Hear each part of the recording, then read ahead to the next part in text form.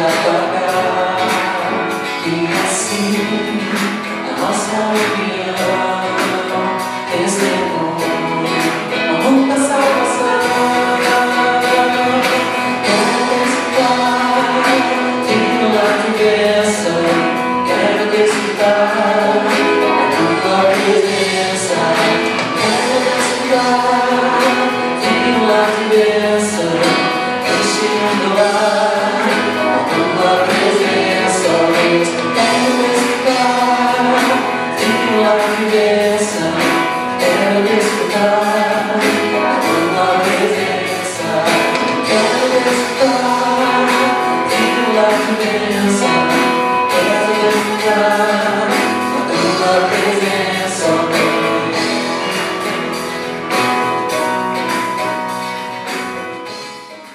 Capítulo 13. Nós estamos pregando aqui no livro de Atos. Já há um tempo, nas minhas contas, é o 16º sermão que nós estamos pregando hoje, expondo a palavra de Deus. Então, na verdade, o que nós estamos fazendo aqui é expondo a palavra de Deus num dos livros da Bíblia. A Bíblia é o nosso assunto, não é?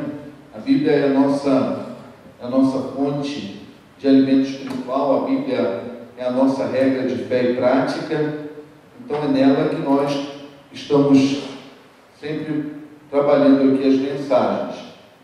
E o nosso desafio agora, nesse mês, até o final de novembro, é que nós olhemos o livro de Atos nessa perspectiva de que nós precisamos olhar para fora.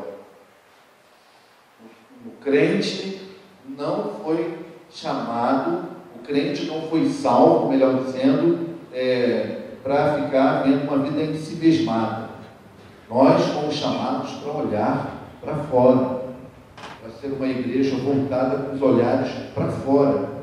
Então essa segunda parte do livro de Atos, exatamente, a primeira parte é marcada por uma igreja cheia do Espírito Santo, uma igreja perseguida, uma igreja unida, uma igreja forte, uma igreja que vive em oração, uma igreja cheia de comunhão, uma igreja cheia do Espírito Santo.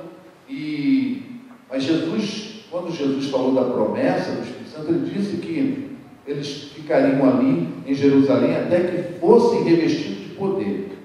Mas disse que eles seriam o quê? Cheios de poder, seriam testemunhas que iam testemunhar de Jesus aonde? Em Jerusalém, Samaria, na Judéia e em todos os lugares do mundo. E parece-me que os crentes não entenderam bem isso, e aí então Deus permite aquela perseguição para que a promessa se cumprisse. E aqueles crentes que estavam naquela igreja tão gostosa, tão amorosa, um suprindo a necessidade do outro, agora eles são desafiados a olhar para fora, a olhar para o mundo. Nós precisamos olhar para fora. Nessa nova proposta de células que nós estamos trabalhando e vamos implantar na igreja no que vem, o ponto vital é esse. Célula é célula para olhar para fora, não só olhar para dentro. Não é um lugar só de comunhão. Célula também é uma estratégia para alcançar o mundo, para ganhar pessoas para Jesus. Então vamos ler. Na igreja de Antioquia havia profetas e mestres: Barnabé, Simeão, chamado Níger, Lúcio de Cirene, Manaém, que fora criado com Herodes, o tetrarca, e Saulo. Enquanto adoravam o Senhor e jejuavam, disse o Espírito Santo: separem-me Barnabé e Saulo para a obra que os tenho chamado. Assim, depois de jejuar e orar, impuseram as mãos e os enviaram. Enviados pelo Espírito Santo, desceram a Seleucia e dali navegaram para Chipre. Chegando em Salamina, proclamaram a palavra de Deus nas sinagogas judaicas. João estava com eles como auxiliar. Viajaram por toda a ilha, até que chegaram a Pafos. Ali encontraram um judeu chamado Bar Jesus, que praticava magia e era falso profeta. Ele era assessor de procônsul Sérgio Paulo. O procônsul, sendo homem culto, mandou chamar Barnabé e Saulo, porque queria ouvir a palavra de Deus.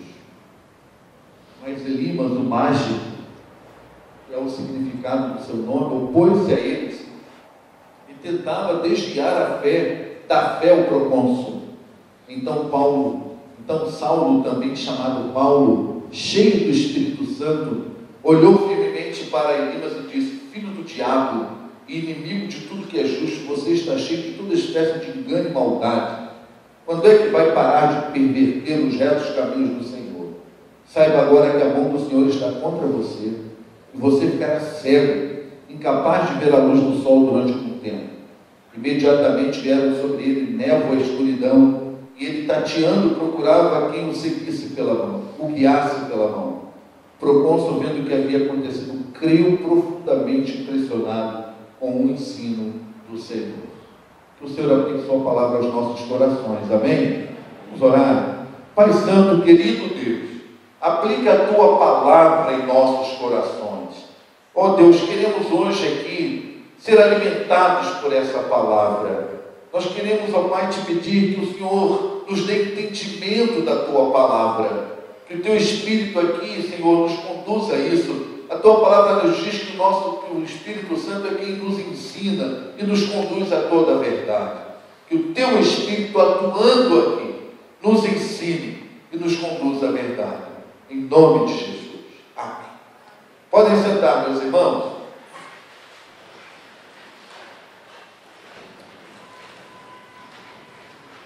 Nós vamos agora, nesse momento de introdução, assistir um filme. Eu creio que quem está gravando a mensagem tem que dar um tempo, que eu não sei se vai dar para pegar o filme. Nós vamos assistir um filmezinho. Ele não é curtinho. Geralmente os filmes que nós passamos, geralmente é curtinho. Ele é um filme que não é longo, claro, mas não é curtinho. Mas eu queria toda a sua atenção para esse filme. O tema desse filme é Igreja Bote Salva-Vidas. Igreja Bote Salva-Vidas. E a reflexão é que tipo de igreja queremos ser. Uma igreja satisfeita dentro de um navio ou uma igreja bote salva-vidas? Vamos assistir o vídeo.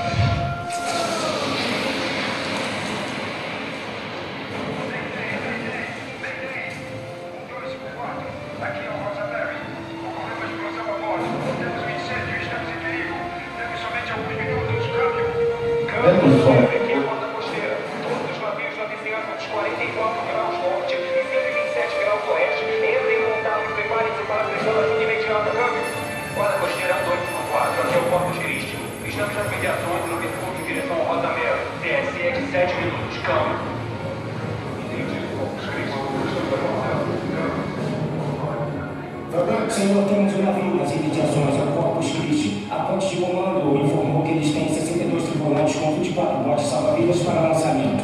Ótimo. Dê as coordenadas e as especificações do manifesto do Rosa Mary imediatamente. Quero um relatório sobre a situação do Corpus Christi em 5 minutos. Sim, senhor.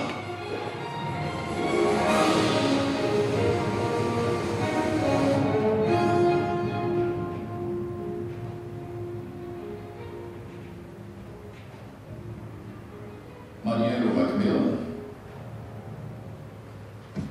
que note para o seu primeiro dia de serviço? Quem é você? Escolhas, Jack. Você, amigo, está para entrar no vale da decisão. Desculpe, senhor, deixa eu perguntar uma coisa. O que vem primeiro? As dependências de um navio ou o seu propósito como um todo? Eu creio que o propósito desse navio é bem claro, senhor. Exatamente. Nosso propósito deveria ser bem claro. Jack, estamos entrando em território perigoso. Não não há como negar. No entanto, dentro deste navio há um lugar confortável para ficarmos. E aí está a sua escolha. Você irá? Ou também se contentará em simplesmente estudar sobre ir? Senhor, eu tenho que ir. É que eu tenho que servir. E a festa está começando. Jack, a festa já está quase terminando.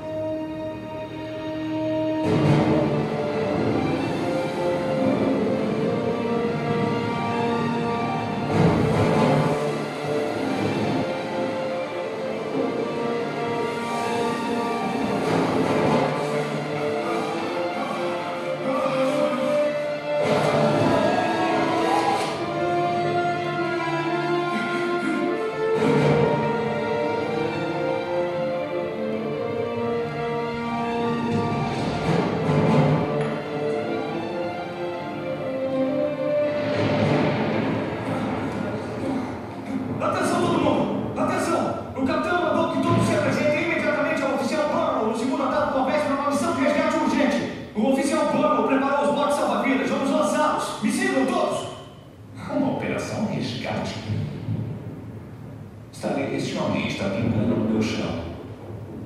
Meu bom amigo oficial Brock, deixe-me assegurar de uma coisa. Não haverá nenhuma operação resgate.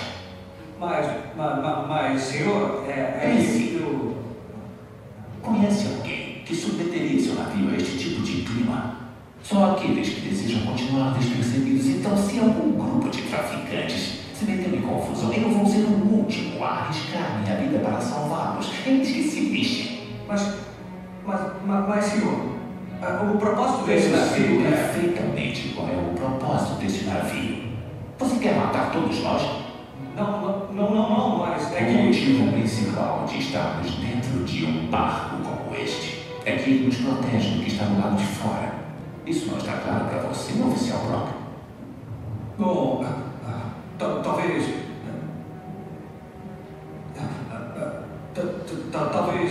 não esteja, senhor. Desculpe, senhor.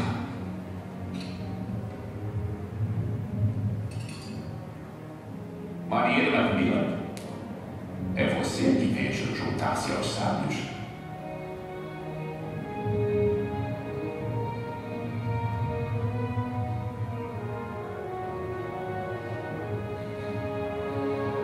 Aí vai alguém corajoso de verdade.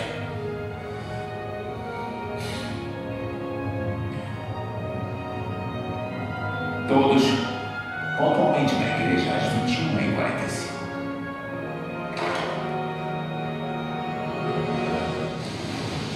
Ainda não estão aqui! Simplesmente deixa o carro balançando! Ele tem que chegar até embaixo! Assim, não! Eles têm que soltar do barco assim que cortar a água! Carrega tudo! Eu não sei onde estão! Oficial Barlow! Isso, já não leva seu tempo! Não, o que é isso? São os gatos pinados! Não, pelo amor de Deus, você não entende! Eu acabei de preparar os 24 botes salva-vidas, tudo que tínhamos! E você me traz 6 pessoas? Sim, senhor! Está ciente de que é preciso pelo menos 2 pessoas para lançar um bote? Sim. Você quer dizer que estamos prestes a lançar 3 botes salva-vidas e um total de 24 para resgatar 76 pessoas? Você está ficando louco? Não, senhor! Aquelas pessoas só tinham alguns minutos de vida nessa temperatura de água! Você me traz meia dúzia de gente! Brock, o que está acontecendo lá em cima? Você nunca acessa eles por este bordo. Todo o projeto para o novo bote é baseado em puxá-los pela boca do navio. Quer estar no convés com ondas de 4 metros, tirando alguém da água pela boca do navio? Nem pode alcançá-los. Eu revisei isso com o Barlow por 3 semanas. Acho que é melhor você fazer o seu dever de casa. Pelo menos já esteve no novo salva-vidas. Devia estar feliz por não estar lá fora dessa chuva. Acho que está na hora do culto.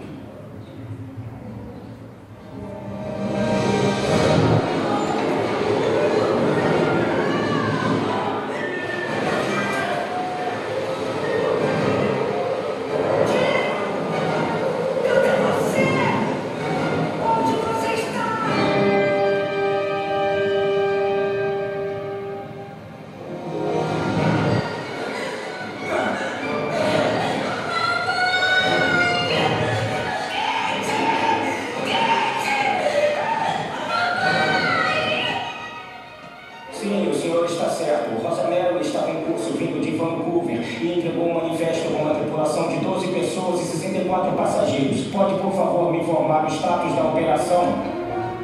3 botes salva-vidas submarinados estão operacionalizando. Senhor, aqui fala o capitão da Guarda Costeira James Meyer. Você e sua tripulação estão sob ordens para disponibilizar toda a tripulação e botes salva-vidas imediatamente. Você entende a situação em que se encontra? São a única esperança.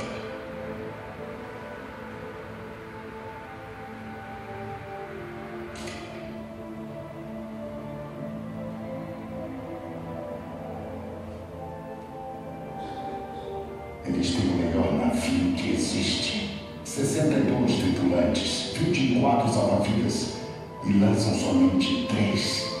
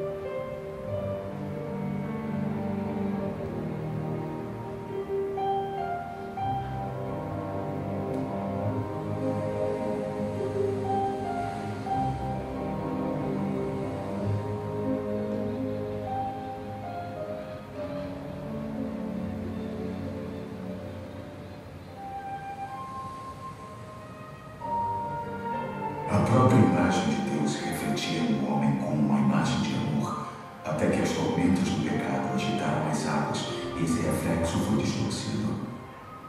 Porém, Deus não foi passado para trás. Ele investiu tudo o que tinha, por todos quantos já viveram. Através das cenas, homens e mulheres, investidos de paixão, viveram e morreram por pregar a palavra de Cristo e sua salvação a todas as tribos e nações. O amor de Deus na alma do homem é 100 vezes mais puro e nobre do que qualquer outro motivo que já o tenha impulsionado. Conhecer o amor de todos os amores é o segredo de todos os segredos. Meu amigo, eu estou aqui para dizer que a Igreja de Jesus Cristo não é um barco de prazeres, mas sim um bote salva-vidas para a salvação de almas. E precisamos de toda a ajuda a bordo.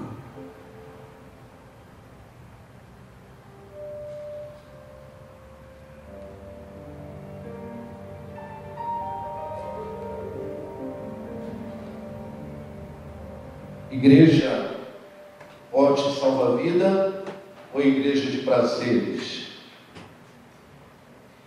Igreja onde nós estamos dentro dela confortavelmente, usufruindo de tudo que ela nos oferece, ou igreja bote salva-vida? Igreja que não fica apenas com aqueles irmãos ali dentro do navio, como nós muitas vezes ficamos dentro da igreja, eles estavam discutindo como é que se lança um bote salva-vida, como é que se constrói um bote salva-vida, mas não foram lá para pegar a mão e jogar o bote, ajudar a jogar o bote salva-vida no mundo. Esse filme impactou muito, porque esse filme muitas vezes é um retrato da gente como igreja. As pessoas estão vivendo por causa da consequência do pecado na vida. As pessoas estão naufragando e estão precisando que alguém lance um bote salva-vida. Alguém lance um bote salva-vida. O texto que nós lemos nessa noite é um texto que fala do início, a segunda parte do livro de Atos, onde a obra missionária vai se expandir pelo mundo, com Paulo, com Barnabé e Paulo, depois com Paulo na liderança. E nesse texto que nós lemos hoje, ele começa dizendo que na igreja havia profetas, mestres, Barnabé, Simeão, chamado Níger, Lúcio de Cirene, Manaém, que foi criado por Herodes, o Tetrarca, e Saulo. E quando adoravam e jejuavam, o Senhor, o Espírito falou para eles ali. Primeira coisa que esse texto nos ensina, que eu quero aplicar nessa noite, é que numa igreja bote salva-vida, é uma igreja onde há diversidade de tudo na igreja. Assim como aqui havia profetas e aqui havia mestres e gente dos mais variados lugares, havia uma diversidade ali no meio daquela igreja de Antioquia. Também a igreja, ela tem muitas diversidades. E quando Deus coloca muitas diversidades na igreja, é porque Ele sabe que o homem, nas suas diversidades, nas suas complexidades, ajuda a igreja a cumprir sua missão. Quanto mais diversa a igreja, mais ela cumpre sua missão. Aqui nós temos pessoas aqui na igreja, reunidos aqui hoje, com seus dons, com seus talentos, com seu jeito de ser. Aqui tem mestres, aqui tem profetas, aqui tem todo tipo de crentes, de várias origens, mas todos nós, com nossas complexidades, podendo alcançar os mais variados tipos de pessoa. Se aqui na igreja tivesse só um tipo de pessoa, nós alcançaríamos muito menos pessoas. Porque tem aqui uma complexidade de pessoas, uma diversidade de pessoas. Aqui nós temos operários, aqui nós temos mestres, aqui nós temos engenheiros, aqui nós temos odontólogos, aqui nós temos pedreiros, aqui nós temos construtores, aqui nós temos músicos, aqui nós temos motoristas, aqui nós temos farmacêuticos, aqui nós temos veterinários. Esse somatório de pessoas aqui de várias nacionalidades, também com dons diferentes, nos ensina o quanto é maravilhoso essa diversidade na igreja. Nesse momento que nós estamos vivendo político, também é bonito saber que há uma diversidade de ideologias na igreja. E mesmo assim ela continua unida, firme. E eu espero que ninguém aqui fique aborrecido um com o outro por causa do candidato que o outro vai votar. Não é?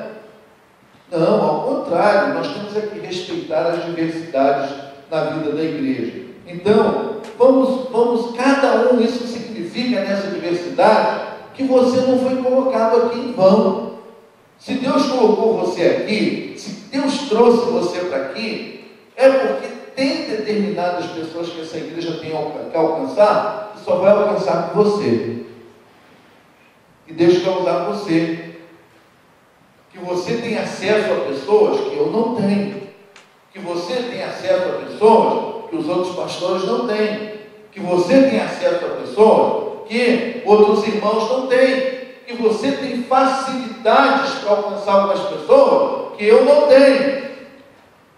E que você tem facilidades de alcançar outras pessoas que os outros irmãos não têm. É você. Então esses primeiros versículos nos ensinam isso. Se nós queremos alcançar as pessoas, se nós queremos alcançar o mundo, se nós queremos ser essa igreja que não fica satisfeita dentro do navio, curtindo o que tem de bom dentro do navio, se satisfazendo dentro do navio, enquanto nossos amigos, nossos parentes estão naufragando, enquanto nossos amigos e os nossos parentes eles estão lá afundando pelo poder do pecado. Então, do seu jeito, Deus pode usar você para olhar para fora, não ficar com os olhares voltados aqui, não ser uma igreja em si mesmada, mas podemos fazer, cada um de nós, aquilo que Deus tem para você. Então eu queria dizer para você o seguinte, irmão, olha bem para mim. Não importa quem você é, e nem como você é. Você do seu jeitinho, com as suas qualidades e com as suas limitações, você pode ajudar a jogar a bote.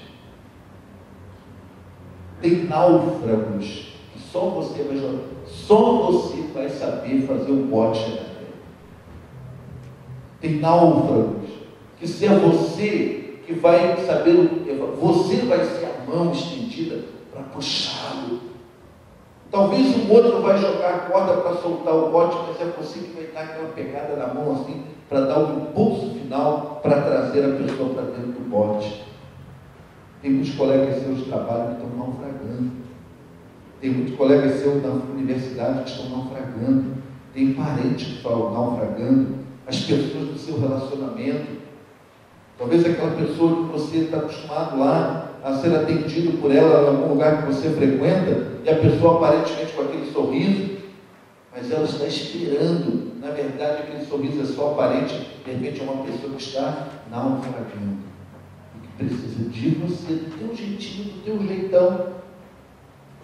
Assim como tinha aqui, havia Barnabé, mas tinha Simeão, chamado Lígia, havia Lúcio de Cirene, mas havia Manaém, que até amigo de Herodes era. Alguns dizem até que ele era primo. Né? Tinha Saulo, mas também tinha Barnabé. Tinha um grupo de pessoas diversas e de diversos lugares. Então a igreja não é lugar de forma, não existe uma forma. Cada um aqui pode ser usado para lançar o coração. A segunda coisa que eu quero pensar com você é que a igreja, que é essa igreja que resgata pessoas, é a igreja que leva a mensagem do Evangelho, igreja composta de crentes que lança o barco, lança a corda, que está resgatando as pessoas que estão morrendo sem Cristo. É uma igreja que quem aponta o caminho para essa igreja é o Espírito Santo. Eu quero chamar muito a sua atenção para isso. Quem aponta o que tem que ser feito é o Espírito Santo. E muitas vezes nós somos crentes que quem está apontando o que devemos fazer não é o Espírito Santo. São nossas tradições.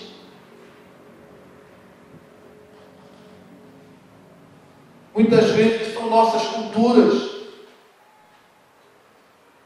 Mas aqui essa igreja estava reunida, enquanto adoravam o Senhor e jejuavam, o Espírito Santo disse: separem-me Barnabé e Saulo para a obra que eu tenho chamado. Assim, depois de jejuar, impuseram-lhe as mãos e os enviaram. Quem tem que dar direção à sua vida não é a sua tradição religiosa. Quem tem que dar direção à sua vida não é a sua tradição de igreja.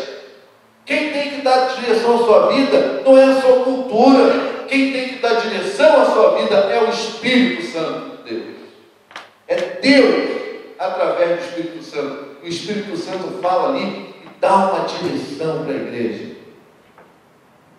Separem-me Barnabé e Saulo para uma obra que eu tenho chamado. E eles ali estavam orando, eles obedeceram e puseram as mãos. Mas é interessante uma coisa nesse texto. Os crentes estavam fazendo o quê? Jejuando e orando. Olha bem para mim. Você quer a direção do Espírito Santo para a sua vida? Quer? Você quer ouvir o Espírito Santo falando para a sua vida? Comece a jejuar e orar. Jejue e ore. Eles estavam jejuando e orando. Meu irmão, minha irmã, o que acontece com a gente, eu duvido crente aqui que não queira ser dirigido pelo Espírito Santo? Eu duvido que tenha alguém aqui que não queira ser dirigido pelo Espírito Santo. Só que para ser dirigido pelo Espírito Santo não basta esse entendimento, tem que ir mais além. Para que o Espírito Santo comece a direcionar a nossa vida, nós temos que jejuar e orar. Nós temos que buscar a presença de Deus.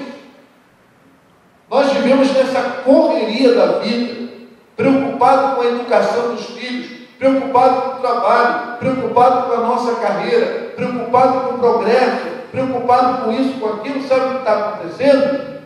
Nós estamos agindo muitas vezes por nós mesmos. Quem está direcionando nossa vida são as diretrizes do mercado. Quem dirige, quem quer andar segundo Deus, quem quer ter uma vida segundo Deus, tem que ser dirigida, apontada, dirigida. A direção quem dá é o Espírito Santo de Deus. Mas para isso tem que ter jejum e oração, tem que ter relacionamento com Deus. O que significa jejum e oração? Relacionamento com Deus. Tem que ter intimidade com Deus, tem que buscar a Deus. O Espírito Santo ali revelou o seu propósito à igreja. O Espírito Santo, ele quer revelar os seus propósitos aqui à nossa igreja. Nós estamos no momento de oração, nós estamos buscando aqui na igreja qual é o propósito para nós aqui. Em algumas direções nós precisamos aqui crescer geograficamente, fisicamente. Somos de uma direção de Deus.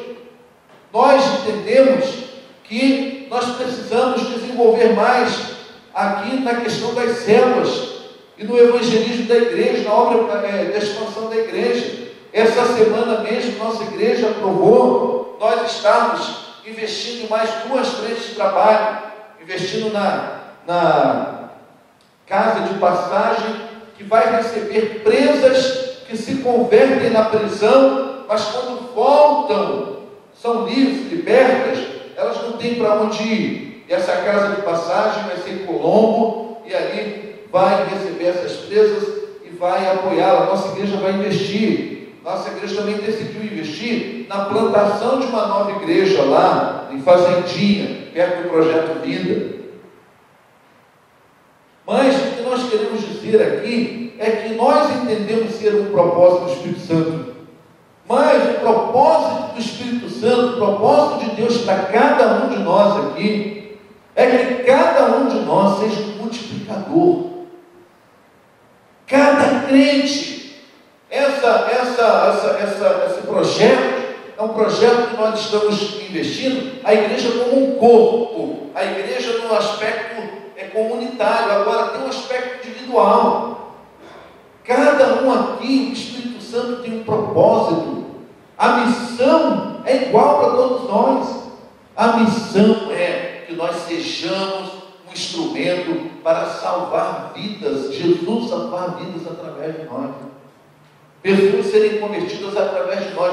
Não adianta ficar enrolando, irmãos, não adianta querer ficar se explicando, não, mas o meu dom é aqui, o meu dom é esse, o meu dom é misericórdia, o meu dom é aquilo, o meu dom é o outro, não sei o que, não. O propósito de Deus é que todos esses dons, tudo que Deus tem nos dado, é para que nós possamos levar vidas a serem salvas por Jesus. E aí a minha pergunta é: o que você tem feito? O que eu tenho feito? Estamos como aqueles irmãos que estavam dentro do navio, satisfeitos, discutindo teologia, discutindo doutrina, ouvindo palestras, louvando a Deus, num ambiente gostoso, agradável, bonito. E aqueles que estão naufragando lá fora? E aqueles que estão afundando lá fora? Cada um de nós, irmãos, Deus tem essa missão para a gente. Todos nós. A primeira coisa que nós temos que começar a fazer é começarmos a ver os amigos que nós queremos ganhar para Jesus, relacionar e começar a orar por eles, começar a testemunhar para eles. Mas comece orando. Mas ore intencionalmente. Ore para que esses amigos se arrependam, tenham necessidade de Deus, sintam necessidade de Deus, de arrependimento. Comece a fazer isso. Todo mundo aqui pode fazer isso. Todo mundo. Talvez pregar um sermão você não possa, mas você orar, começar a orar para pessoas que você quer que elas sejam salvas, pessoas do seu relacionamento, e você começar a pedir Deus sabedoria, direção de quem? Do Espírito Santo. Sabe quem vai te dar direção? Não sou eu. Eu te ajudo, como minha função como pastor, capacitar você, orientar você, mas o Espírito Santo é que vai te dar direção. Se você deixar o Espírito Santo te dirigir, o Espírito Santo vai dar direção. O Espírito Santo vai dizer para você: agora a hora. Dá um telefone para aquela pessoa. Ela está vencendo o problema, ela fala para ela. Leva aquele folheto, agora. Está nesse momento. É o Espírito Santo que vai direcionar. Aqui nós temos crentes que estavam em uma igreja direcionada pelo Espírito Santo. Foi o Espírito Santo que deu a direção. Uma coisa interessante aqui, viu, irmãos? A importância da igreja. O Espírito Santo chamou. O Espírito Santo. Aqueles que ouviram a voz do Espírito Santo entenderam o chamado, mas quem comissionou foi a igreja. Muita gente querendo fazer as coisas independentes da igreja. A igreja é um corpo. Tem muito corpo querendo trabalhar isolado aí, fazendo as coisas da sua cabeça, sem a igreja. A igreja é fundamental, a igreja é muito importante para que nós possamos cumprir nossa missão no mundo. Então, tem que estar unido à igreja. Não é? A igreja que vai comissionar. A igreja precisa ser composta por crentes sensíveis para entender que o chamado é do Espírito Santo. O Espírito Santo vai direcionar você para pessoas. O Espírito Santo vai direcionar você para lugares. Mas onde tudo começou? Começou quando aqueles crentes estavam orando e igreja reunida, orando. Meus irmãos, nós precisamos orar mais para que os propósitos de Deus se cumprem. Nós precisamos, irmãos, para sermos bênção na vida dos outros, nós precisamos estar sensíveis ao falar de Deus, ao agir de Deus. Interessante aqui é que quando o Espírito Santo disse: separem-me Barnabé e Paulo para a obra que eu os tenho chamado. Qual era a obra? Não sei. É para salvar os perdidos. Mas qual é a obra em si? Não sei. Para onde é? O Espírito Santo disse? Não sei. E como eu falei na semana passada, o importante, quando a gente é direcionado pelo Espírito Santo, quando a gente ouve o Espírito Santo, o importante é obedecer, porque ao longo da obediência ele vai mostrando o caminho. Obedeça o Espírito Santo e ao longo da caminhada ele vai mostrando o caminho. Presta atenção. Se o Espírito Santo tem falado para você, se você está aqui, esteve lá no retiro, o Espírito Santo falou com a gente nessa fim de semana. Se o Espírito Santo tem falado, não demore a obedecer. Obedeça. E ao obedecer, o Espírito vai mostrando para você o caminho. Não espere ele dar detalhes, não, porque com Abraão ele não deu detalhes. Com Abraão ele só disse: sai da tua casa, da tua parentela. Ele saiu. Mas vai ser aonde? Eu te mostrarei.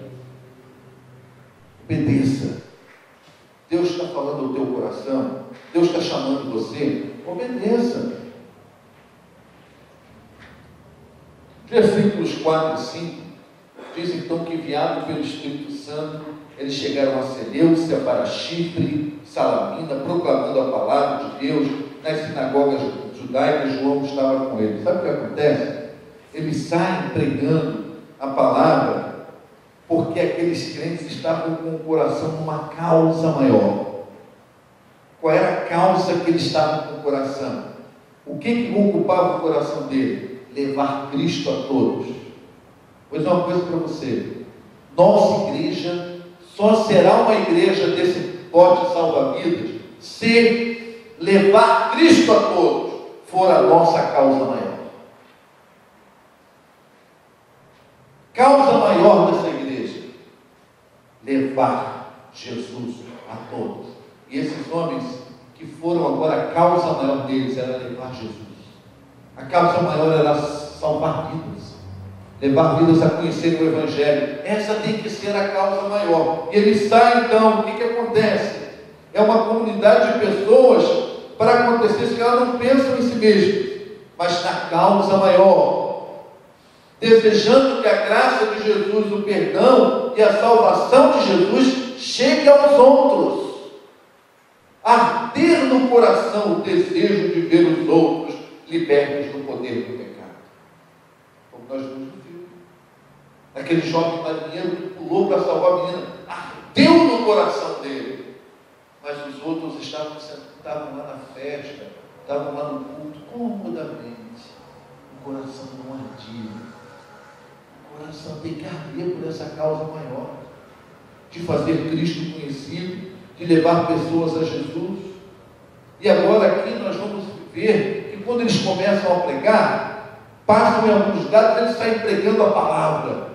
Em outros lugares, eles vão para a sinagoga. O que a gente pode aprender com isso?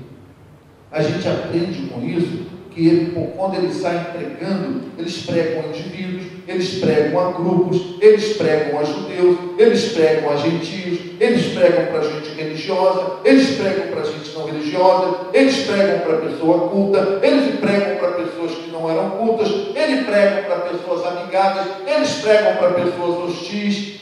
Ou seja,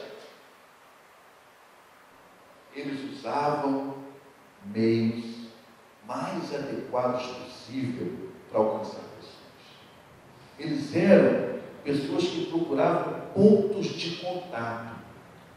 Pontos de contato. Talvez o seu amigo, na sua relação de amigos lá, tem pessoas que você vai usar um ponto de contato. Que você precisa alguns ali talvez já sejam pessoas religiosas, temendo a Deus. Onde eles estão? Na sinagoga, que a gente prega na sinagoga. Mas tem outros que não são tementes a Deus, que são hostis. Aí você tem que usar uma outra estratégia. Ou seja, você tem que ter um modo, procurar pedir a Deus um modo adequado para você ganhar pessoas para Jesus. A cada lugar, vamos usar um jeito, uma estratégia. Aqui na igreja nós fizemos aqui no canto aqui, calçamos ali, né? O pessoal mandou calçar ali. Vocês sabem por que aquilo ali foi calçado? Fizeram aquela calçadinha aqui atrás. Sabe para quê? Quem sabe? Levanta a mão. Ó, quase ninguém sabe. Como que sabe? Para que aquela calçadinha lá em Rio? Para os adolescentes poderem andar de skate.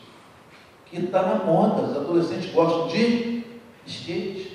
E adolescente, às vezes, vem no culto de adolescente com skate debaixo do braço. Não é? E aí o que acontece? Eu já falei para alguns adolescentes que pode gostar do seu skate, mas tu não vai gostar mais de skate de menina não, viu?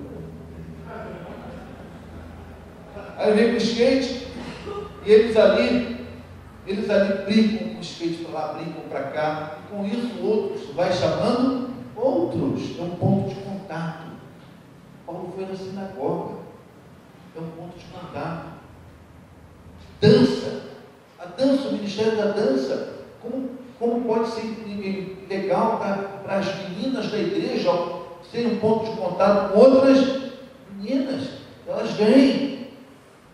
No lugar Paulo pregava ao ar livre, no outro lugar entrava na sinagoga, no outro lugar ia lá, onde as pessoas estavam pregando culto a alguns deuses, ele usava aquilo como estratégia, como abordagem. É isso. Não é? Pontos de contato. Igreja que bote salva-vida é assim. Ela facilita a pregação do Evangelho. Ela vai buscar pontos de contatos. Não muda a palavra. A palavra é a mesma. O Evangelho é o mesmo, mas nós, presta atenção no que eu vou te falar, mas nós precisamos ser ousados e criativos para usarmos os métodos adequados. O Evangelho é o mesmo.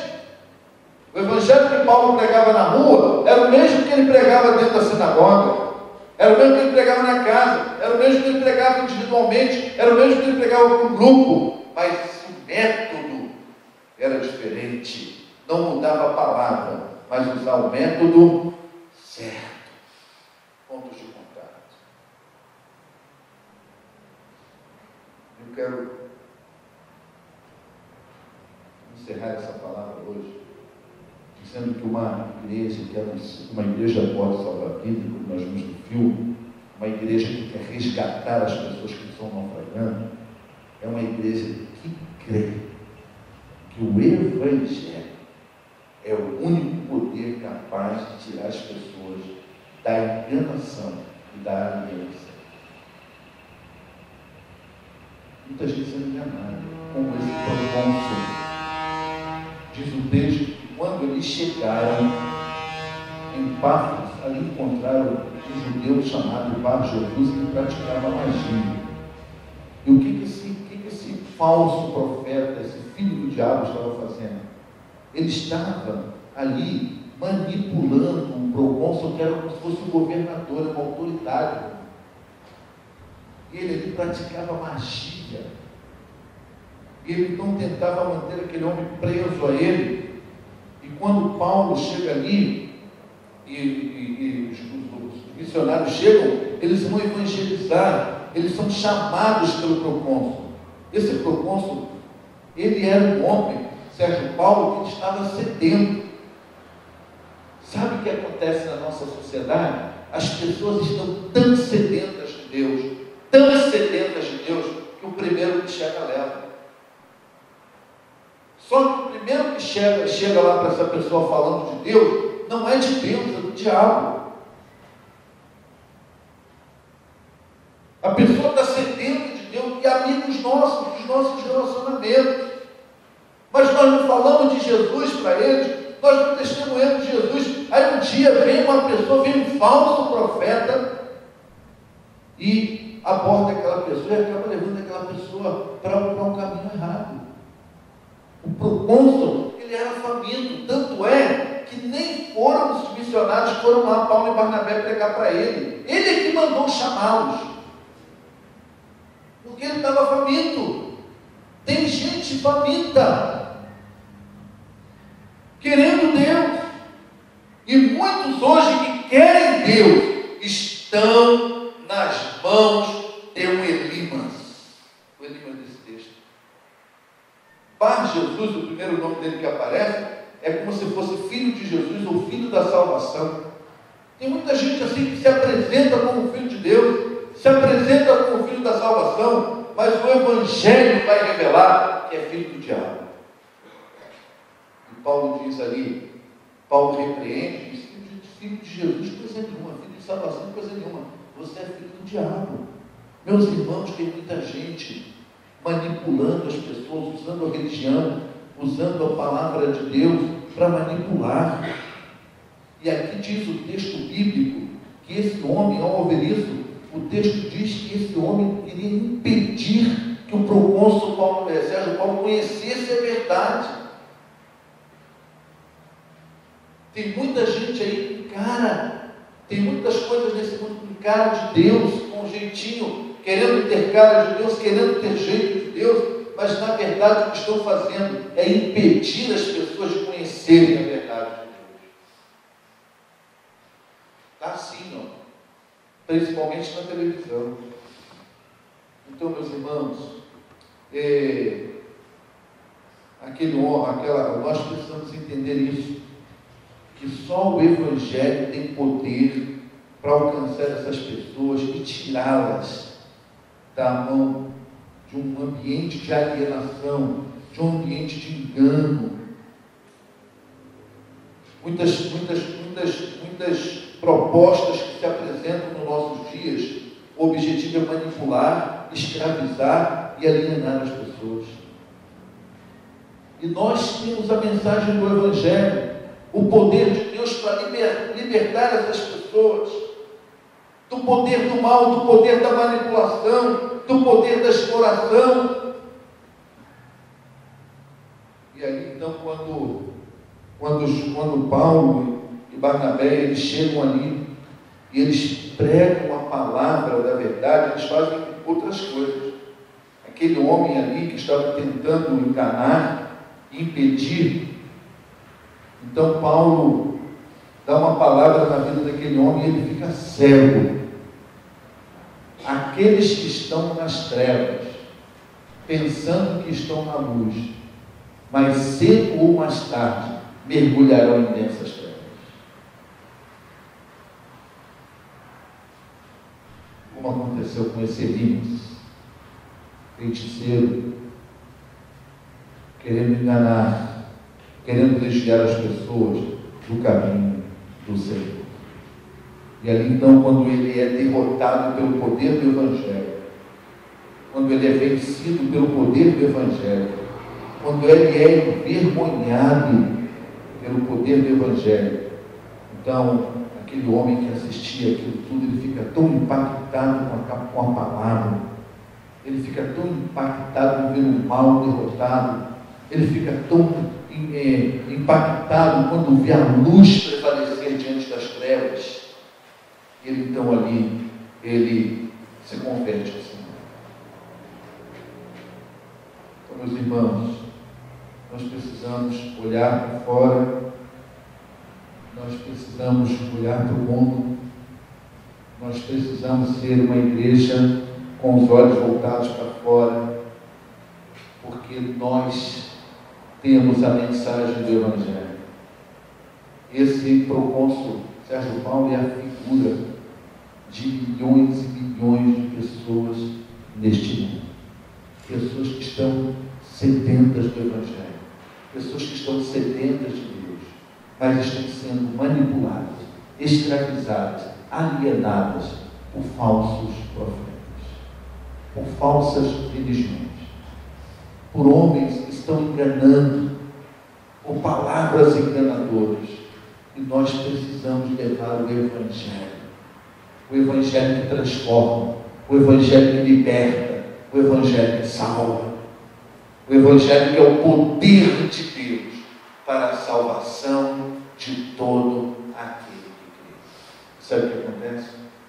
Às vezes essa pessoa que está sedenta do Evangelho está dentro da sua casa.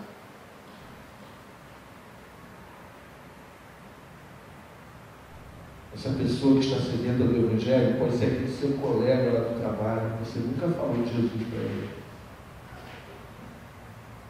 Pode ser aquele vizinho que mora lá há mais de 10 anos, você nunca deu uma palavra para ele. Pode ser esse vizinho, só está esperando um contato seu. Quando você for falar de Jesus para ele, ele vai ter uma experiência com Jesus.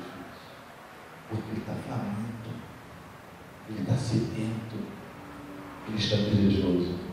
Eu gosto de contar na igreja, para encerrar, a experiência que, quando eu trabalhava ainda numa empresa, e duas pessoas trabalhavam, tinha uma seção, tinha um departamento ali, que algumas pessoas trabalhavam na mesma sala há muito tempo, e um dia, numa segunda-feira, voltou um rapaz, chegou lá, um funcionário, um colega de trabalho, nessa sessão, chegou lá e todos perceberam que ele estava diferente.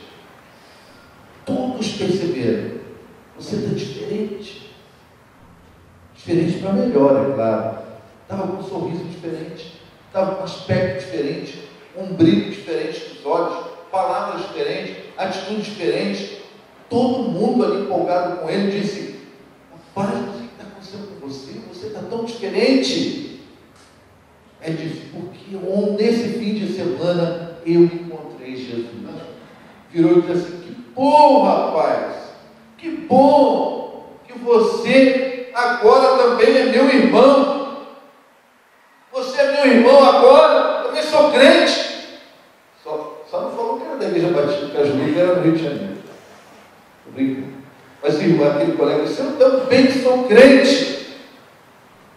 Aí aquele colega que tinha se convertido na noite anterior disse: rapaz, mas você trabalha comigo aqui há mais de 10 anos. Por que você nunca me falou isso? Por que você nunca me falou de Jesus?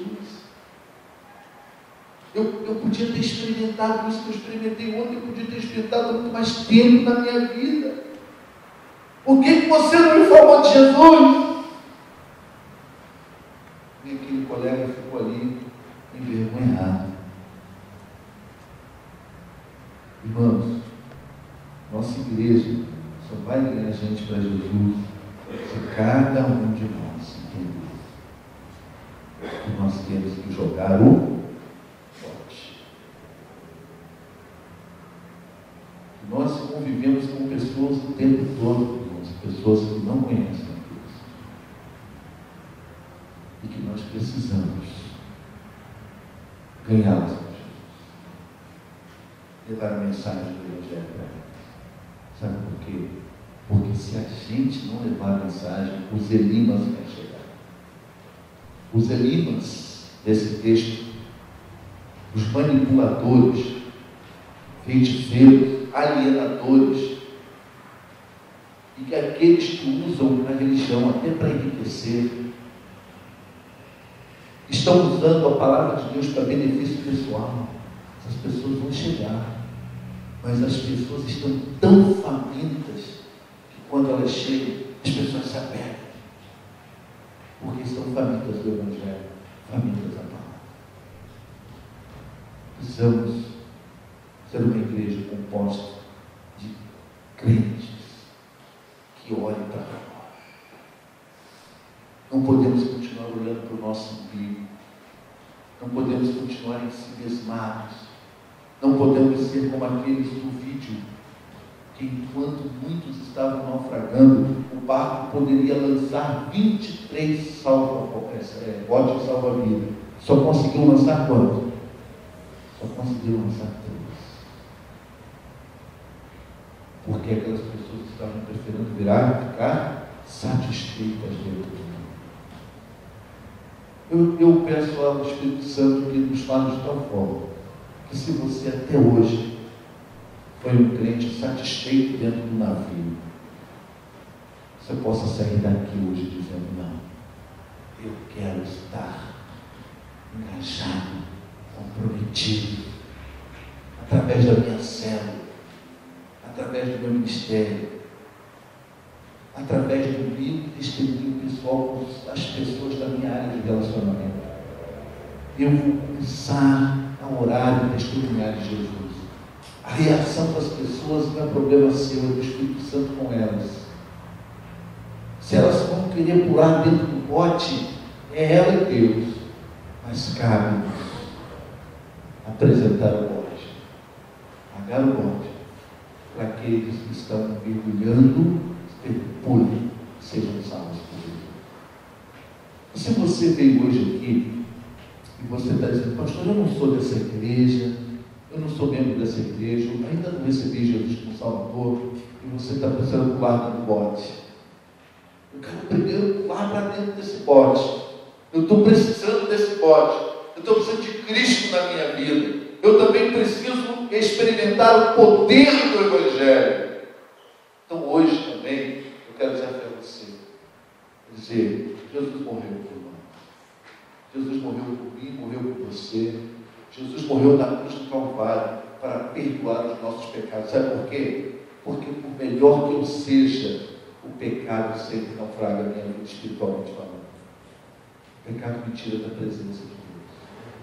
Todos nós precisamos de Jesus, mas se você ainda não entregou a vida a Jesus, eu queria convidar você para hoje aceitar esse socorro que Jesus está te dando. Essa mensagem que está sendo pregada aqui também é uma maneira de Jesus jogar um bote para você não deixar que a sua vida espiritualmente naufrague, mas você aceitar a oferta de amor de Jesus para dentro desse bote.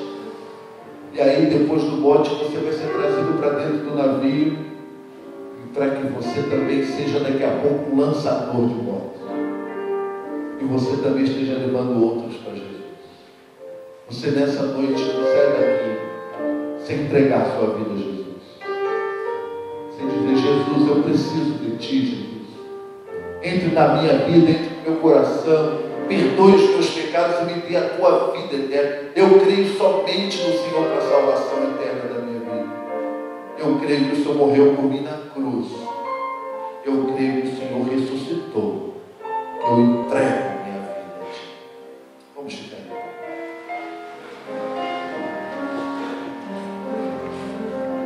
Senhor Deus e Pai, que a palavra pregada nessa noite possa, Senhor, encontrar guarida no meu coração, no coração de cada um que está aqui. Que todos nós entendamos, Senhor, a nossa missão nesse mundo. Que todos nós entendamos o nosso propósito. E que todos nós estejamos engajados com esse propósito de sermos usados por Ti, para que muitos e muitos, milhões e milhares se convertam a Jesus Cristo. Recebam Jesus como Senhor e Salvador. Que possam, Senhor Deus, serem libertos das garras do pecado. Que possam, ó Pai, serem libertos de tudo quanto na vida queriam aliená-los, enganá-los, manipulá-los na questão espiritual. Mas que possam crer no poder do Evangelho, porque Jesus é o Evangelho.